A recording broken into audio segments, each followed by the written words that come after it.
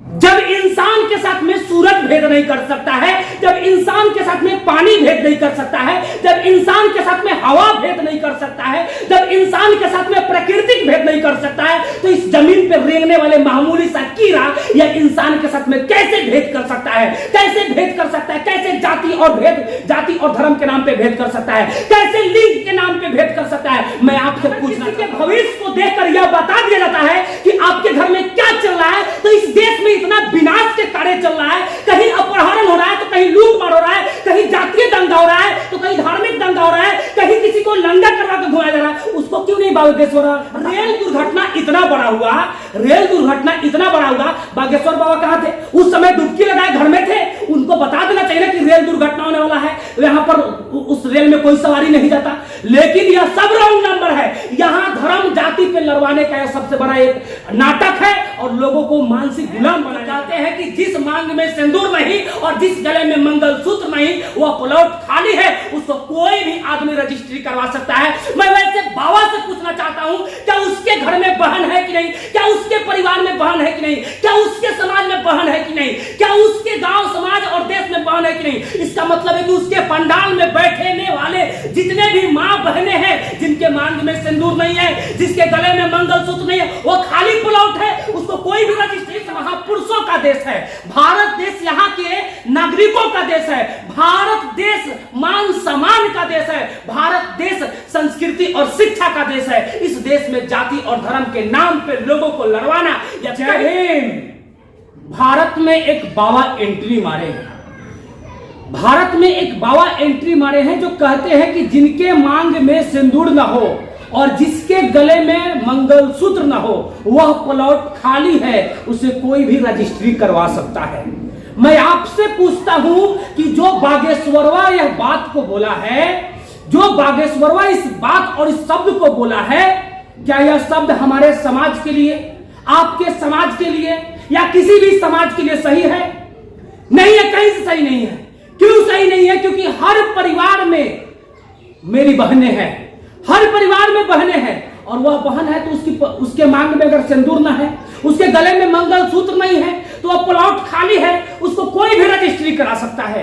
इतने घिनौने शब्द बोलकर हमारे समाज को लज्जित करने की काम किए हैं। और कुछ लोग क्या कर रहे हैं कि मजाकिया अंदाज में बोले हैं। क्या मजाक करने का यही अंदाज है कि बहू बेटी और किसी की बहन की मजाक उड़ाना सरेआम? वही बागेश्वर बाबा है जो एक महिला को बोले थे सरेआम लोगों के सामने में कि आपके चक्कर किसी के साथ चल रहा है और आपके पति का भी चक्कर चल रहा है, ऐसे वैसे बोलकर उसको लज्जित किए थे। वह औरत तो गई थी बागेश्वर बाबा के पास अपने परिवार के उलझन को खत्म करने, लेकिन वही बागेश्वर बाबा उसके परिवार में और उलझन डाल दिए इस शब्द को बोलकर कि आपका किसी मुन्ना के साथ में चक्कर चल रहा है। इतने घिनौने शब्द बोलकर और कहते हैं कि बाबा या हाथ देखते हैं, भविष्य देखते हैं। तो अगर इतना ही बागेश्वर बाबा अगर तुम्हारे शक्तिशाली है, तो देश में आज इतनी गरीबी है, इसके बारे में क्यों नहीं देखते हैं? आज देश में भ्रष्टाचारी है, इसके बारे में क्यों नहीं देखते हैं? आज बड़े बड़े दुर्घटना होते हैं, कहीं रेल दुर्घटना होते हैं, कहीं कुछ होते हैं, कहीं चोरी होते हैं, कहीं बैंक लूटा जाता है, सरकार आज घाटे में जा रहा है, इस चीज को क्यों नहीं आपके बाबा देखते हैं? आज देश में भ्रष्टाचारी, गरीबी, लाचारी, किसान रोड पे है, उसको काहे नहीं देखते हैं? किसान की फसल नष्ट होता है, उसको काहे नहीं देखते हैं? आज लोग कावड़ लेके इतने लोग जा रहे हैं और रास्ते में जाते जाते वो मर जा रहे हैं, पहले उनको बता देना चाहिए कि इस रास्ते से नहीं जाइए, इस रास्ते से दुर्घटना होने वाला है। ऐसा क्यों नहीं बताते हैं?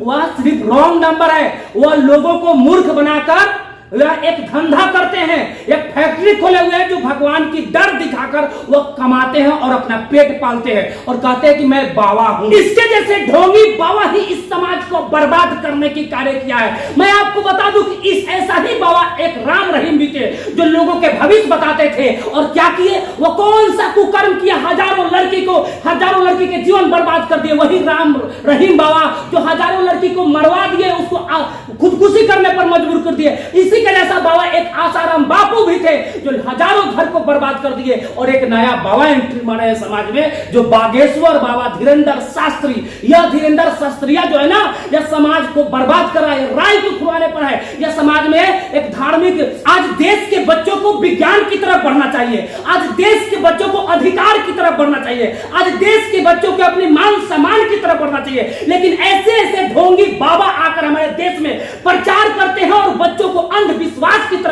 जाते हैं, बच्चों को लड़ाई की तरफ लेकर जाते हैं, बच्चों को प्रकाशमय से लेकर अंधकार की तरफ लेकर उसके जीवन को नर्क बना देते हैं। ऐसे ऐसे बाबा हमारे समाज को बर्बाद करने की काम करते हैं। इस देश में रामदेव बाबा भी है, इस देश में आसाराम बापू भी है, इस देश में राम रहीम भी है, और नया बाबा आए हैं जो कहते हैं कि जिस मांग में सिंदूर नहीं और जिस गले में मंगलसूत्र नहीं वह प्लॉट खाली है, उसको कोई भी आदमी रजिस्ट्री करवा सकता है। मैं वैसे बाबा से पूछना चाहता हूं, क्या उसके घर में बहन है कि नहीं, क्या उसके परिवार में बहन है कि नहीं, क्या उसके समाज में बहन है कि नहीं, क्या उसके गांव समाज और देश में बहन है कि नहीं? इसका मतलब है कि उसके पंडाल में बैठने वाले जितने भी मां बहनें हैं जिनके मांग में सिंदूर नहीं है, जिसके गले में मंगलसूत्र नहीं है, वो खाली प्लॉट है, उसको कोई भी रजिस्ट्री करवा सकता है। इतने नीच शब्द को बोलकर समाज को कैसे कह रहे कि मैं मजाक किया हूं? यह मजाक वाला शब्द नहीं है, यह बुरा शब्द है, यह घटिया शब्द है जो समाज के महिलाओं के साथ में अपमान। यही बाबा बोलते हैं कि मैं हिंदू राष्ट्र बनाऊंगा। मैं आपसे पूछता हूं